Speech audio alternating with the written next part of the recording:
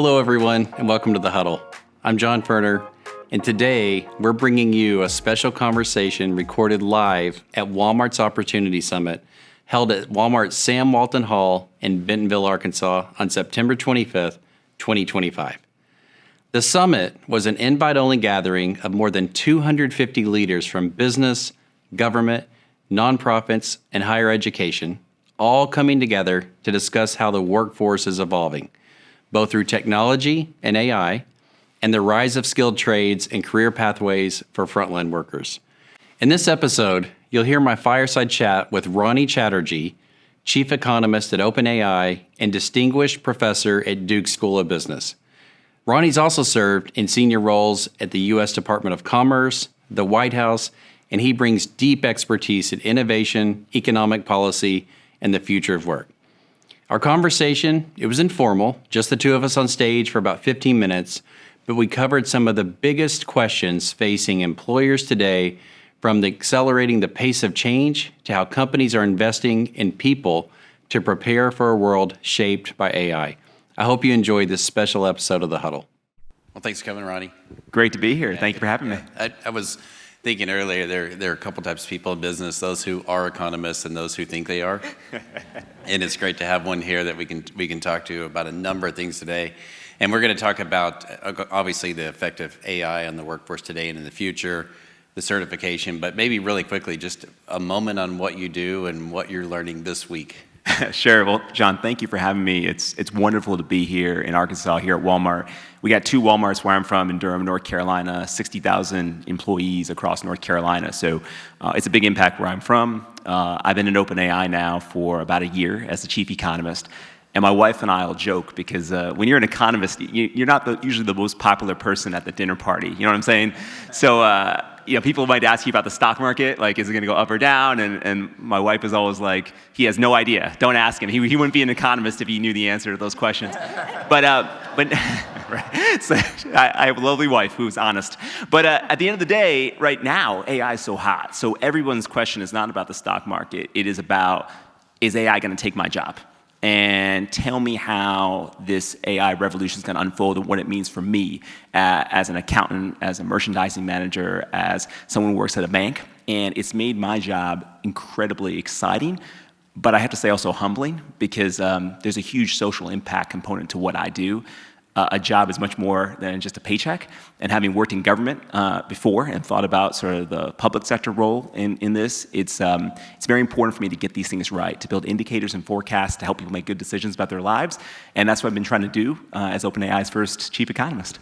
Yeah. And so many people ask, what should my kids study? What degree should they get? And the real question is, to me, is what kind of work do they want to do? And then what's the pathway to get there? We were talking about it earlier. The roles that exist today, they'll be augmented by AI. That's true. There will be new roles created by AI.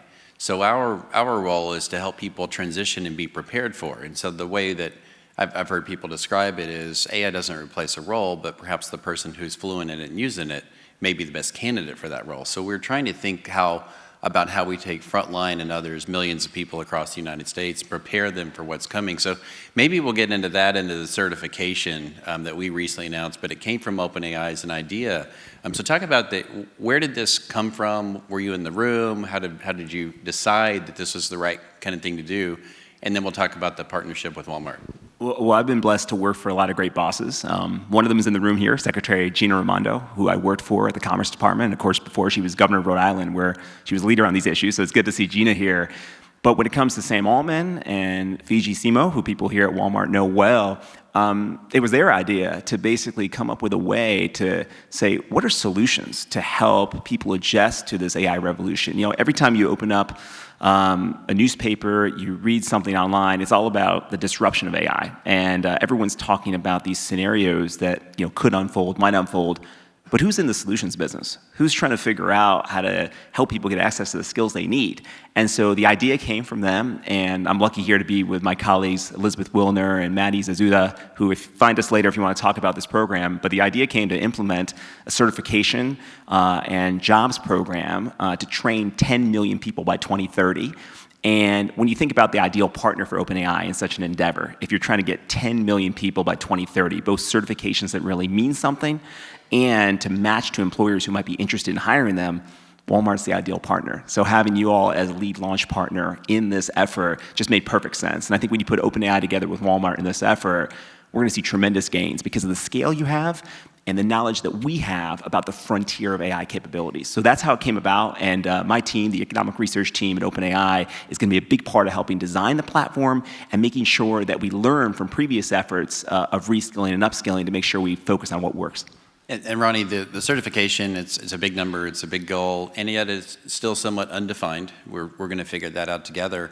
But when we're in those conversations, and we're in a space like we are today, where let's say it this way, find the headline, we'll create you the story. It can be positive, it can be negative, it can be pessimism, it can be optimism. But I find this to be a very optimistic way of thinking about how we help people at all levels, just like what we just heard about, prepare themselves and find their own way through their journey, their career, and through life.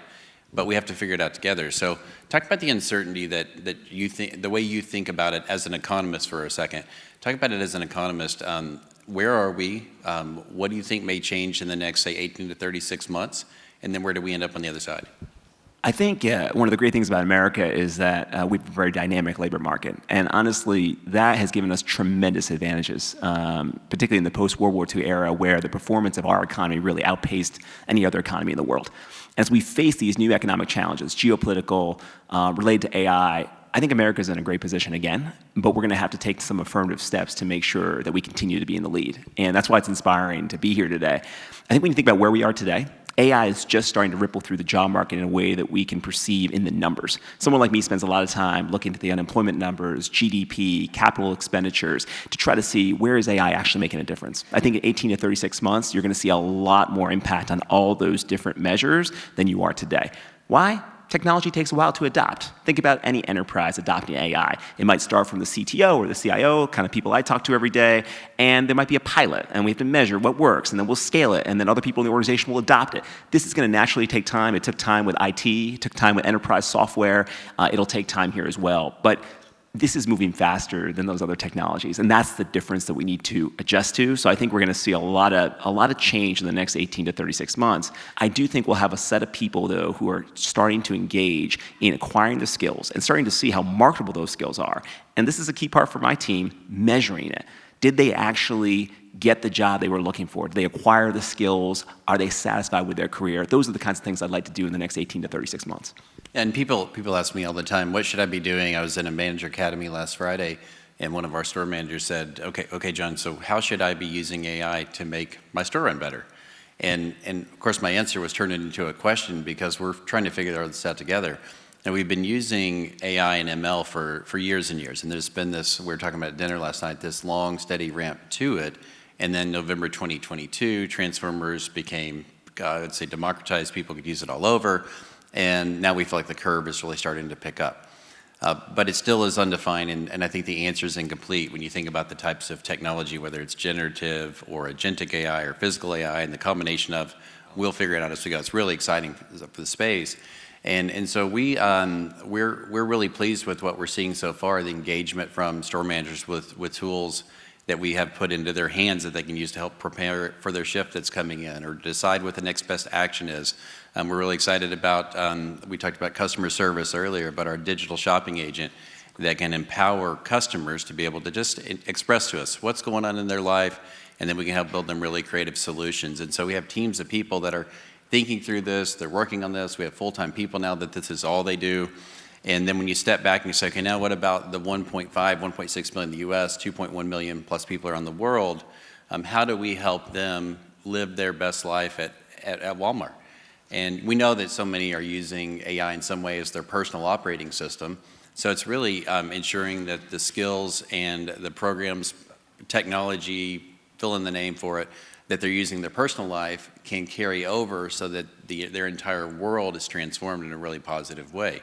And so, the last thing I'd say, we have people that are using AI tools, whether they recognize it or not, but we're helping them decide and we're helping direct them to people that they should go have a conversation with about engagement. So our coaches, a great term, great name for one of our titles in stores, they get some information that's driven by AI that helps them say that, you need to have a conversation with Ronnie. We may have seen something slightly different in his performance. And they sit down and just say, how are you? Is anything going on? And it's a great way of empowering people.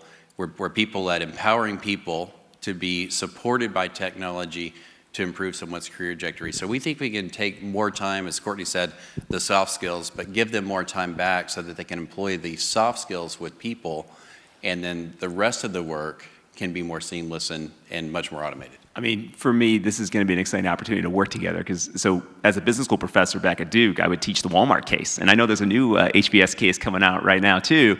And when you teach that case, you focus on two things that Walmart is really world-class in, right, at least talent management and supply chain and logistics, right? I mean, the best in the world. And when you think about the impact of AI in terms of talent, the associates that you have, and as well as supply chain and logistics, it's going to be a revolution over the next 18 to 36 months and what we can do and beyond. And I think Walmart will be a leader in that area. And I'll probably have to teach a new case than what I've been doing in the past because a lot of things are going to change. I also would say that there's a lot of work we can do around the soft skills with AI. One of the things I tell kids when they say, what should I study in school is, you got to focus on how to complement AI, right? There's lots of things AI can do, but there's so many human things that are going to become more important and actually more remunerative in the job market because the ROI on the soft skills gets higher when the other stuff becomes commoditized. And I think thinking about your career as aligning with AI rather than thinking about it as some sort of replacement is actually a much better career strategy. And the models that you're teaching, and we'll just pick up that same conversation. When you look across industries, so click up outside of retail, where do you see the most progress being made in terms of people being empowered and learning so that they can have a better career? I think there's two industries to really watch. One is around sort of research and development and the basic science work that happens in a lot of companies, particularly in biotech, material sciences, chemicals. There are areas where AI is going to allow us to come up with discoveries that would have taken a decade to come up with that are now going to happen in just a couple of years. Being a scientist is like walking down an endless corridor with doors on either side. And a scientist might not know where she should spend her career because you got to open a door and look to see what's behind it. AI opens those doors, figures out where new combinations can be derived, and then she can choose the best door, work behind that, and do the best work for her company, and come up with patents and innovations that she couldn't have done otherwise. So watch those sectors that depend on discovering innovation. That's where AI is going to make a huge impact on GDP and growth. That's an innovation-led economy, if you think about it. The other piece is on the front lines of customer service and dealing with people. Ironically, we think of AI as this machine, but dealing with people is going to be the most important part of it. You think about a typical call center and how much each one of those calls actually costs the company that's taking it. The vast majority of the calls aren't worth the money of the person who's taking the call because there's lots of different angles that can be solved without going to a person. There are some calls that are incredibly high value. We just don't know which ones those are. By AI, using AI in the call center, you can route the calls where you actually need the human, right? Making sure you match the high value human to the high value call, and then use AI to take care of many of the rest. That'll make a call center much more efficient, that'll bring costs down, and it's gonna be a huge sort of driver of growth for all industries that rely on customer service. Those are two ends of the chain I think are gonna be really important. And then as you think about in your role at OpenAI, what are the barriers that we should be thinking about that collectively we should be trying to solve or eliminate so that people don't feel this intimidation factor? And one example in material science, it takes a long time for someone to be a doctor of material science. But what we're seeing now is there are other pathways to get to it. So just talk about the barriers and what is it that we should be thinking about across industries that can help pull those barriers down or eliminate them completely.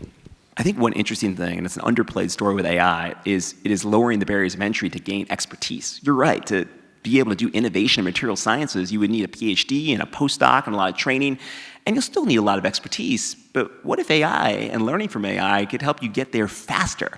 So we're gonna allow people, and I thought about the CEO from Pearson mentioning this, the skill requirements for jobs.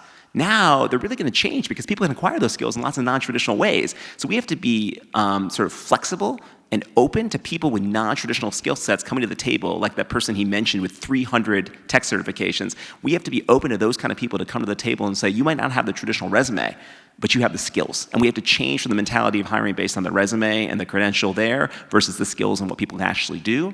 And the last thing, and I'll say this for folks who are in the later part of their career, advanced, they're in their primes, as I like to think of myself, there's a lot of younger people in the office who know a lot about this stuff. And I work with people who I feel like the average age is 25, okay, I'll be honest. And sometimes when I'm working with them, I feel like I'm way behind. The way they use ChatGPT is amazing. But I try to look at that as a learning opportunity. It keeps me young to learn from them each day what the cutting edge ways are to use our products and others. I think this idea of reverse mentoring, for the first time in my life, I've actually seen it play out with myself. And I've learned so much from the 25-year-olds on my team, and I feel like that's just a superpower I have. So when you're thinking about building a team and those early career folks, don't just look at it as an opportunity to mentor them, to give them a chance. Heck, they're gonna make you better. I feel like I'm on the cutting edge because I got them on my team. So those are two things I think are important. Yeah, it's great. All of my kids have moved out of the house, so I'm now talking to all my friends' kids because they're keeping me young. Yeah. Maybe that's the right word, but you want to keep up. Last thing, since we announced the certification, has it helped in these conversations? Has it changed the dynamic at all? I know it's early, but that question of what do I tell my kids to do, is this another way that we can help inspire people to have a path where it's less intimidating?